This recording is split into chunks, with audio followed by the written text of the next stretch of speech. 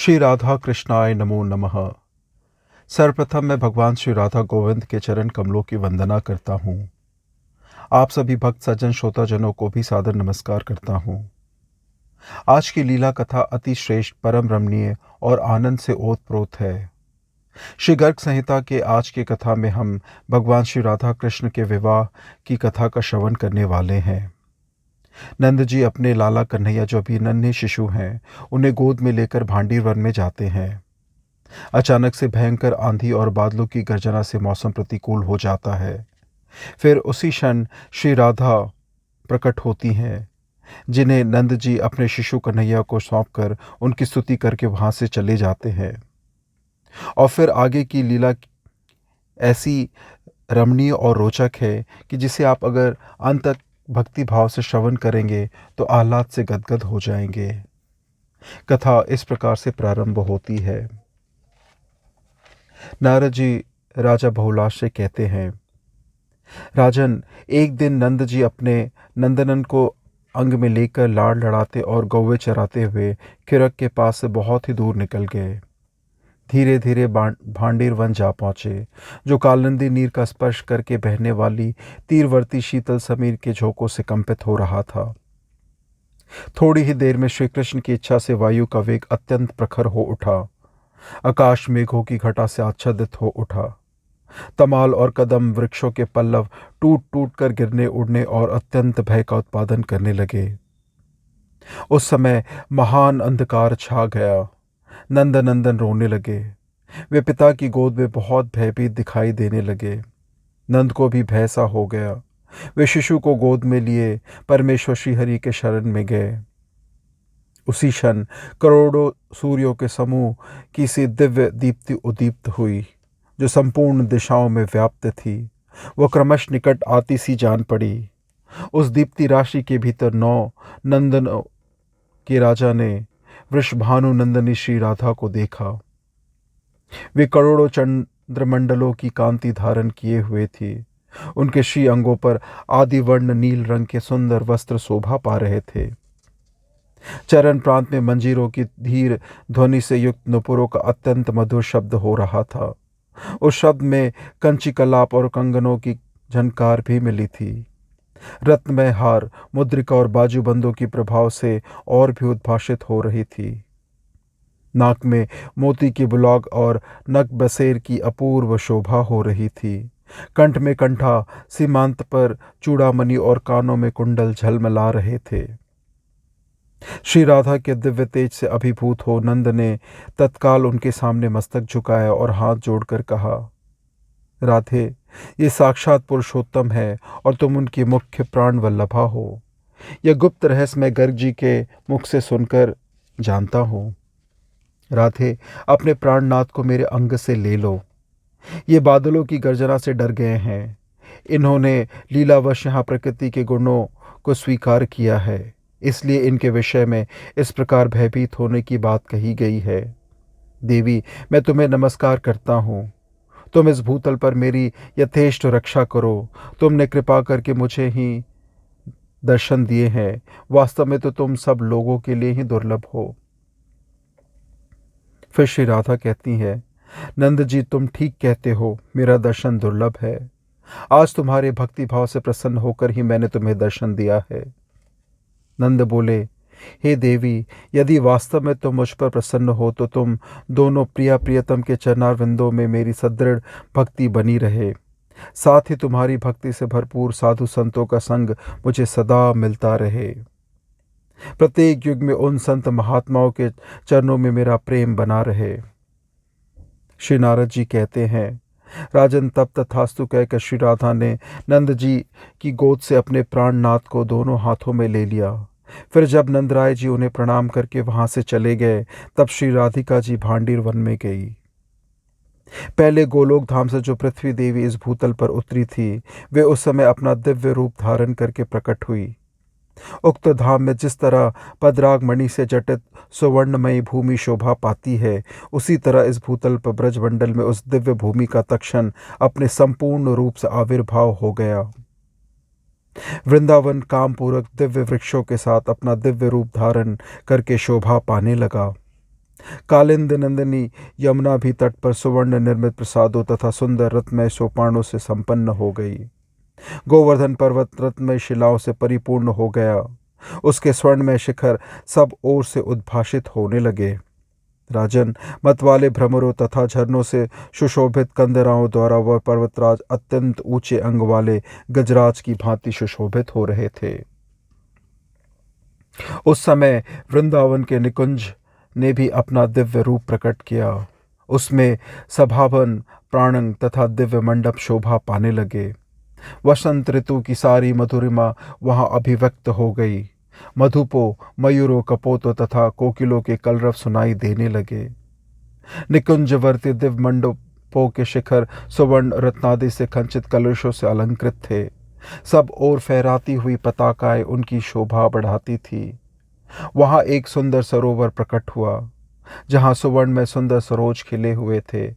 उन सरोजों पर बैठी हुई मधु पावलियां उनके मधुर मकरंद का पान कर रही थी।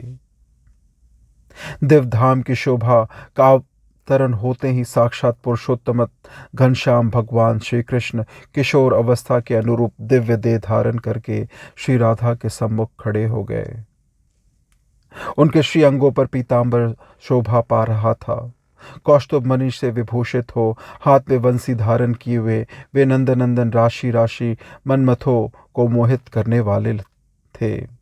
उन्होंने हंसते हुए प्रियतमा का हाथ अपने हाथों में थाम लिया और उनके साथ विवाह मंडप में प्रविष्ट हुए। उस मंडप में विवाह की सब सामग्री संग्रह करके रखी गई थी। मेखला, कुशा, समृतिका और जल से भरे कलश आदि उस मंडप की शोभा बढ़ा रहे थे। वहीं एक श्रेष्ठ सिंहासन प्रकट हुआ, जिस पर वे दोनों प्रिया प्रियतम एक दूसरे से मिलकर विराजित हो गए और अपने दिव्य शोभा का प्रसार करने लगे। वे दोनों एक दूसरे से मीठी मीठी बातें करते हुए मेघ और विद्युत की भांति अपनी प्रभा से उद्दीप्त हो रहे थे। उसी समय देवताओं में श्रेष्ठ विधाता भगवान ब्रह्मा आकाश से उतरकर परमात्मा श्री कृष्ण के सम्मुख आए और उन दोनों के चरणों में प्रणाम करके हाथ जोड़कर कमनीय वाणी द्वारा चारों मुखों से मनोहर स्तुति करने लगे। ब्रह्मा जी बोले, प्रभु, आप सबके आदि कारण है, किंतु आपका कोई आदि अंत नहीं है। आप समस्त पुरुषोत्तमों में उत्तम है। अपने भक्तों पर सदा वात्सल्य भाव रखने वाले और श्री कृष्ण नाम से विख्यात है।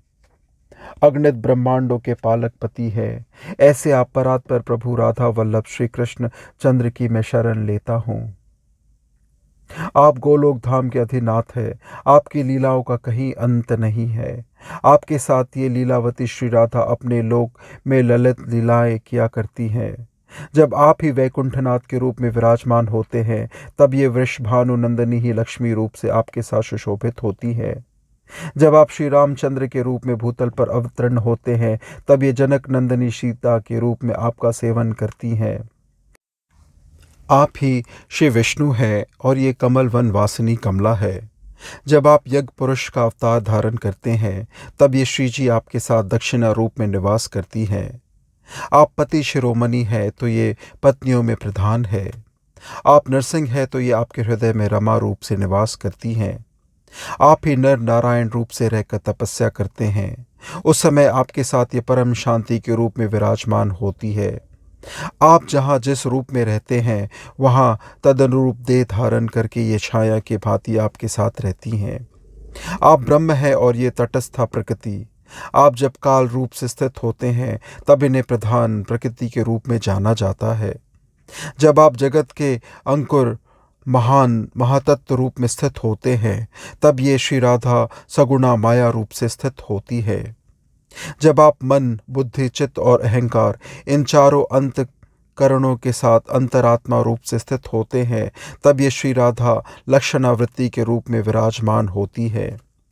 जब आप विराट रूप धारण करते हैं, तब ये अखिल भूमंडल में धारणा कहलाती हैं। पुरुषोत्तम, आपका ही श्याम और गौन दिव्य तेज सर्वत्र विदित है। आप गोलोक धाम के अधिपति परात्पर परमेश्वर है। मैं आपकी शरण लेता हूँ। इस प्रकार से जो इस युगल रूप की उत्तम स्तुति का सदा पाठ करता है वह समस्त धामों में श्रेष्ठ गोलोक धाम में जाता है और इस लोक में भी उसे स्वभावत सौंदर्य, समृद्धि और सिद्धियों की प्राप्ति होती है।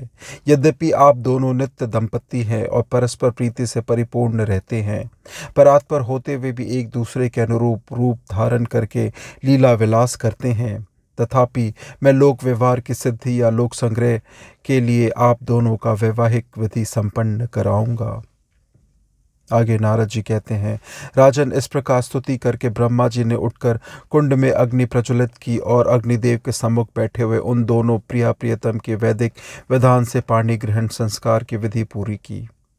ये सब करके ब्रह्मा जी खड़े होकर श्रीहरि और श्री राधिका से अग्निदेव की 7 परिक्रमाएं करवाई। तदंतर उन दोनों को प्रणाम करके वेदवेत्ता विधाता ने उन दोनों से 7 मंत्र पढ़वाए। उसके बाद श्री कृष्ण के वक्षस्थल पर श्री राधिका का हाथ रखवाकर और श्री कृष्ण का हाथ श्री राधिका के पृष्ठ देश में स्थापित करके विधाता ने उनसे मंत्रों का उच्च स्वर में पाठ करवाया। उन्होंने राधा के हाथों से श्री कृष्ण के कंठ में एक केसर युक्त माला पहनाई जिस पर भ्रमर गुंजार कर रहे थे। इसी तरह श्री कृष्ण के हाथों से भी वृषभानु नंदिनी के गले में माला पहनवाकर वेदज्ञ ब्रह्मा जी ने उन दोनों से अग्निदेव को प्रणाम करवाया और सुंदर सिंहासन पर उन अभिनव दंपत्ति को बैठाया। वे दोनों हाथ जोड़े मौन रहे। पितामह ने उन दोनों से 5 मंत्र पढ़वाए और जैसे पिता अपनी पुत्री का सुयोग वर के हाथ में दान कराता है, उसी प्रकार उन्होंने श्री राधा को श्री कृष्ण के हाथ में सौंप दिया। राजन, उस समय देवताओं ने फूल बरसाए और विद्याधारियों के साथ देवंगनाओं ने नृत्य किया। गंधर्वों, विद्याधरों, चरणों और किन्नरों ने मधुर स्वर से श्री कृष्ण के लिए सुमंगल गान किया। मृदंग, वीणा, मूर्छंग, वेणु, शंख, नगारे, दुंदुभी तथा करताल आदि बाजे बजने लगे तथा आकाश में खड़े हुए श्रेष्ठ देवताओं ने मंगल शब्द का उच्च स्वर में उच्चारण करते हुए बारंबार जय जयकार किया। उस अवसर पर श्री हरि ने विधाता से कहा, ब्राह्मण, आप अपनी इच्छा के अनुसार दक्षिणा बताइए। तब ब्रह्मा जी ने श्री हरि से इस प्रकार कहा, प्रभु, मुझे अपने युगल चरणों की भक्ति ही दक्षिणा के रूप में प्रदान कीजिए। श्री हरि ने तथास्तु कहकर उन्हें अभीष्ट वरदान दे दिया। तब ब्रह्मा जी ने श्री हरि तथा श्री राधिका के मंगल में युगल चरणारविंदों को दोनों हाथों और मस्तक से बारंबार प्रणाम करके अपने धाम को प्रस्थान किया। उस समय प्रणाम करके जाते हुए ब्रह्मा जी के मन में अत्यंत हर्षोल्लास छा रहा था।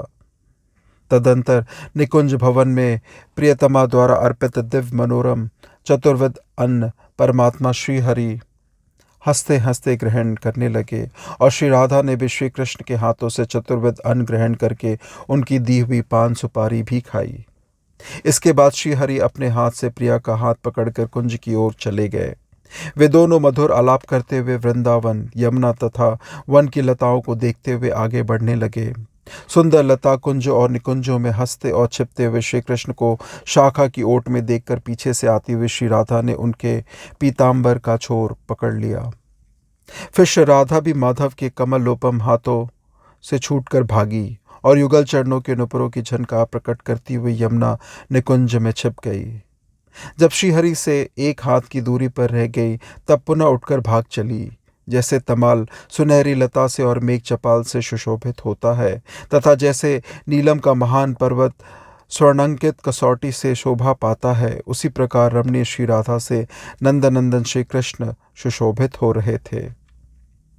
रास रंग स्थली में निर्जन प्रदेश में पहुंचकर श्रीहरि ने श्री राधा के साथ रास रस लेते हुए लीला रमण किया। भ्रमरों और मयूरों के कल कुंज ने मुखरित लताओं वाले वृंदावन में एक दूसरे कामदेव की भांति विचर रहे थे। परमात्मा श्री कृष्ण हरि ने वहाँ मत वाले भ्रमर को गुंजार करते हुए देखा। बहुत से झरने तथा सरोवर जिनकी शोभा बढ़ाते थे और जिनमें दीप्तिमती लता वल्लरीय प्रकाश फैलाती थी। गोवर्धन की उन कंदराओं में श्री राधा के साथ नृत्य भी किया। तत्पश्चात श्री कृष्ण ने यमुना में प्रवेश करके वृषभानु नंदिनी के साथ विहार किया। वे यमुना जल में खिले हुए लक्ष्य दल कमल को राधा के हाथ से छीनकर भाग चले। तब श्री राधा ने भी हंसते हंसते का पीछा किया और उनका पीतांबर, वंशी तथा बेत की छड़ी अपने अधिकार में कर ली। श्रीहरि कहने लगे, मेरी बांसुरी दे दो। तब राधा ने उत्तर दिया, मेरा कमल लौटा दो। तब देवेश्वर श्री कृष्ण ने उन्हें कमल दे दिया। फिर राधा ने भी पीतांबर, बंसी और बेत श्रीहरि के हाथ में लौटा दिया। इसके बाद फिर यमुना के किनारे उनकी मनोहर लीलाएं होने लगी। तदंतर भांडीर वन में जाकर ब्रज गोप रत्न श्री नंदनंदन ने अपने हाथों से प्रिया का मनोहर श्रृंगार किया। उनके मुख पर पत्र रचना की, दोनों पैरों में महावर लगाया, नेत्रों में काजल की पतली रेखा खींच दी तथा उत्तमोत्तम रत्नों और फूलों से भी उनका श्रृंगार किया। इसके बाद जब श्री राधा भी श्रीहरि को श्रृंगार धारण कराने के लिए उद्यत हुई, उसी समय श्री कृष्ण अपने किशोर रूप को त्याग कर छोटे से नन्हे शिशु बालक बन गए। नंद ने जिस शिशु को जिस रूप में राधा के हाथों में दिया था, उसी रूप में वे धरती पर लौटने और भय से रोने लगे। श्रीहरि को इस रूप में देखकर श्री राधिका भी तत्काल विलाप करने लगी और बोली, हरे, मुझ पर माया क्यों फैलाते हो। इस प्रकार विषादग्रस्त होकर रोती हुई श्री राधा सहसा आकाशवाणी सुनी। वो आकाशवाणी कह रही थी, राधे, इस समय सोच ना करो, तुम्हारा मनोरथ कुछ काल के पश्चात पूर्ण होगा। यह सुनकर श्री राधा शिशु रूपधारी श्री कृष्ण को लेकर तुरंत ब्रजराज की धर्मपत्नी यशोदा जी के घर गई और उनके हाथ में बालक को देकर बोली, आपके पति देव ने मार्ग में इस बालक को मुझे दे दिया था। उस समय नंद गृहिणी ने श्री राधा को कहा, वृषभानु नंदनी राधे, तुम धन्य हो, क्योंकि तुमने इस समय, जबकि आकाश मेघों की घटा से आच्छन्न है, वन के भीतर भयभीत हुए मेरे नन्हे से लाला की पूर्णतः रक्षा की है। यो कहकर नंद रानी ने श्री राधा को भली भांति सत्कार किया और उनके सद्गुणों की प्रशंसा की। इससे वृषभानु नंदनी श्री राधा को बड़ी प्रसन्नता हुई। वे यशोदा जी की आज्ञा ले धीरे धीरे अपने घर को चली गई। राजन, इस प्रकार श्री राधा के विवाह की परम मंगलमय गुप्त कथा का यहाँ वर्णन किया गया है। जो लोग इसे सुनते, पढ़ते अथवा सुनाते हैं, उन्हें कभी पापों का स्पर्श प्राप्त नहीं होता। इस प्रकार से आज की यह उत्तम लीला कथा यहीं संपन्न होती है। आशा करता हूं कि इसके श्रवण मात्र से आप भाव विभोर आनंदित हो गए होंगे।